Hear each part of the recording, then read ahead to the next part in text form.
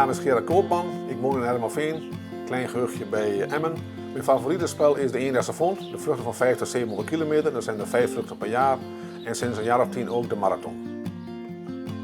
Ik speel dus vanaf mijn 16e met duiven. In het begin met mijn broer samen en mijn vader. De meeste kennis heb ik gehaald uit België, voornamelijk Louis Vallon en Jules Rijkaard. En door zelf te doen, te ervaren, dingen uit te proberen, is het langzamerhand beter geworden, betere duiven gaan komen. Ik denk een beter voersysteem. Iedere keer wat kleine details bijgeleerd. Als we kijken naar onze successen, zijn er natuurlijk een deel die eruit springen. In 1994 was het wel iets aparts dat we dus wereldkampioen werden, nationaal kampioen eendaagse front, tweede nationale kampioen jonge duiven, een Olympiadenduif met Zeno. En in de loop der jaren hebben wij geloof ik 7 of 8 of 9 Olympiadenduiven gehad. En ook de eendagsraces die hebben we een jaar of 10, 15 terug als een soort uitdaging als sportman er ook geprobeerd goed te spelen. En daar hebben we dus ook hele fijne successen behaald. In Zuid-Afrika geen eerste, maar wel een keer tweede, derde, vijfde, nog een keer derde. En de hoogtepunt van de laatste 3 jaar is wel misschien eerste in Pattaya, derde in Zuid-Afrika en dit jaar midden zomer eerste in Zimbabwe met de eerste prijs. Congratulations to Koopman Racing Pigeons. Sportman natuurlijk is het allermooiste dat je dan jouw droom uitgekomen is. Wat natuurlijk een heel belangrijk punt is in onze wereld is de voeding, de okken en de voeding. Maar de voeding vooral, daar ben ik wel een beetje deskundig misschien niet, maar door onze achtergrond van mijn broer een fabriek gehad in duivenvoer maken en in hondenvoer. En mijn vader en moeder aan een fouragehandel en kippen. Dus die kennis is altijd wel een beetje bij ons geweest. Dus ik denk dat we wel scherp zijn op kwaliteit en daarom zijn we ook voor Beyers gekozen. Dat er dus van mijn broer vroeger al zaken mee gedaan, dus een van de beste firma's denk ik in Europa. En ook kwalitatief. Kijk, een mais heet een duif, maar als die mais van kwaliteit is, dan draait het om. Dus door die lange contacten met de firma Beyers hebben we denk ik wel iets samen opgebouwd. En een jaar of 15 terug vroegen ze ons of ze onze naam mochten gebruiken en of we die aan de mengeling wilden geven. Dat was een mooi aanbod. Maar we moesten ook wel hebben dat we eigenlijk achter onze mengeling konden staan, ons idee. En we waren dus bekend geworden van kaas, schapenvet en van pinda's. Om dat in de mengeling te doen, dat was eigenlijk nieuw. Dus we hebben eerst gevraagd bij de pinda's, dat is een beetje een gevaarlijk verhaal met de toxine van de pinda's. Dat hebben we ook opgelost door te vragen dat het dus eigenlijk door goede controle werd getackeld, dat het dus 100% betrouwbaar is. En door mijn broers contacten konden we dus een firma vinden die dus een pellet kon maken waar dus die dierlijke eiwitten in zaten. Eigeel, kaas, schapenvet. Dus toen konden we ook achter ons product staan. En er was uiteindelijk wel iets heel nieuws en misschien in die zin misschien revolutionair. Maar we zien dus aan de gebruikers dat dus het ook vooral al van de pinda's geen probleem is. Mensen vliegen goed, ieder jaar wordt de omzet beter. Dus ik denk dat het wel iets toevoegt in de duivensport.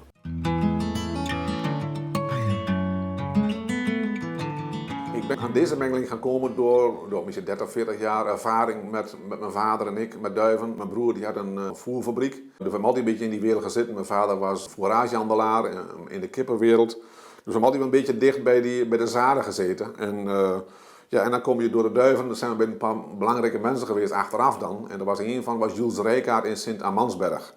En dat was misschien 30 jaar geleden. En die gaf aan zijn duiven kaas. En toen was een beetje een soort leraar of een soort uitleg waarom hij dat deed. En zijn uitleg was eigenlijk van, als ik mijn duiven vrijlaat op het veld of laat uitvliegen, dus dan komen we terug van het veld en hebben ze soms slakjes aan de bek. En toen heeft hij misschien gedacht van wij denken misschien granen is genoeg. Maar de duiven zeggen eigenlijk tegen mij van dat is eigenlijk niet genoeg, ik heb misschien ook nog wat anders erbij nodig. En toen heeft hij dat eens opgelost om ze kaas te geven. Een jaar of 10 later schreef er een keer iemand uit Taiwan die wil graag van de Beatrixdoffer een kind hebben. Ja, ik zei dat lukt niet meer, want de Beatrixdoffer die bevrucht niet meer. En toen schreef hij een soort recept van vitamine B en knoflook, schapenvet.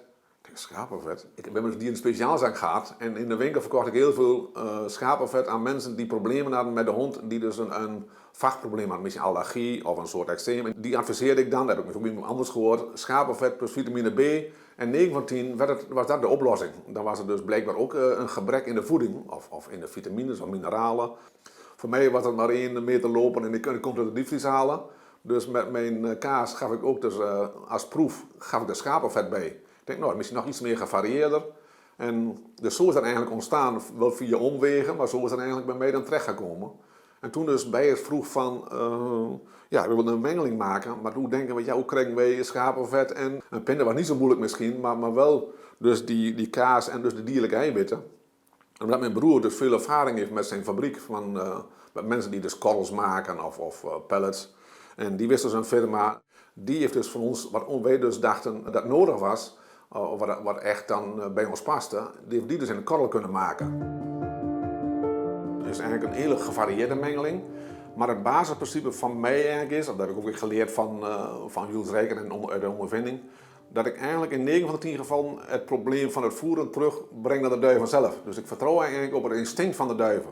En dat houdt dus in dat ik dus een heel groot gedeelte van het vliegseizoen volle bak geef. En volle bak houdt bij ons dan in dat eigenlijk 24 uur per dag de duiven kunnen eten. Dus en als een duif misschien een zware inspanning heeft geleverd, eet hij misschien anders als dat hij misschien een paar dagen later. En je ziet ook, dan er blijft het voer in het rok liggen. En een deel van het voer, zeg maar, 1/3 wat overblijft, wordt eruit gehaald, 2 keer per dag. 's morgens en 's avonds, de duiven trainen buiten, ik maak het rok schoon, de restant van het voer gaat eruit. Er komt weer nieuw voer in, maar als je aan de restant van het voer ziet, bijvoorbeeld een dag na de vlucht of 3, 4 dagen later, is een groot verschil. Dus je kunt zien dat de duiven wel aanvoelen of instinct hebben wat voor een lichaam nodig is. Ik denk dat dat een basisverschil is met de meeste mensen, dat meer van mensen denken het beter te weten als de duif. En ik denk, ja, door de ervaring ook, dat wij gerust kunnen vertrouwen op het instinct van de duif.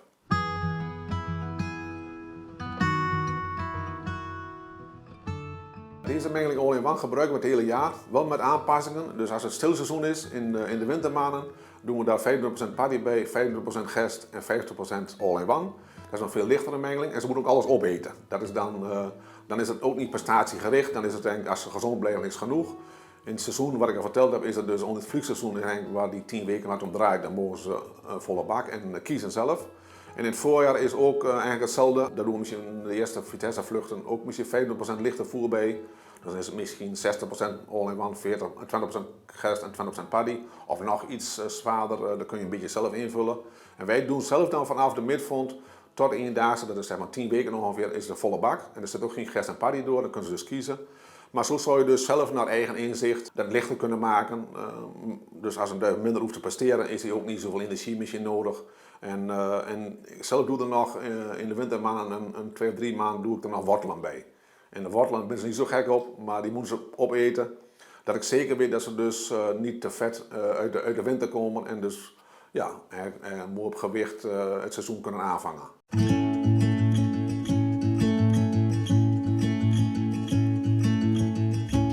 Ik vind het goed geschikt denk ik, voor iedereen. Kijk, in de atletiek kun je met voer, bijvoorbeeld een Usain Bolt of een Keniaan die de marathon moet lopen, kun je met voer er niks aan veranderen. Dat zit dus in de genen van de mens of van het dier.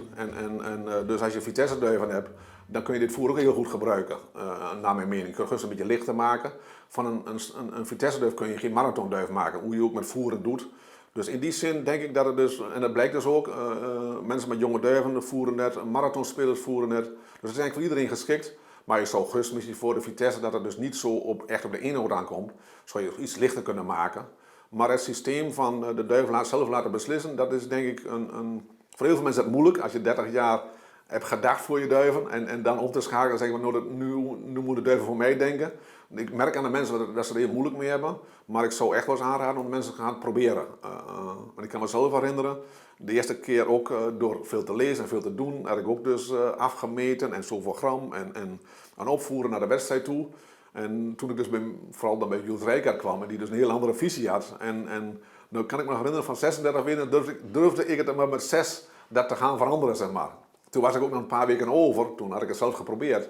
Maar zo zit het vast in je hoofd wat je altijd gedaan hebt. Het is een simpel systeem en je kunt geen fouten maken.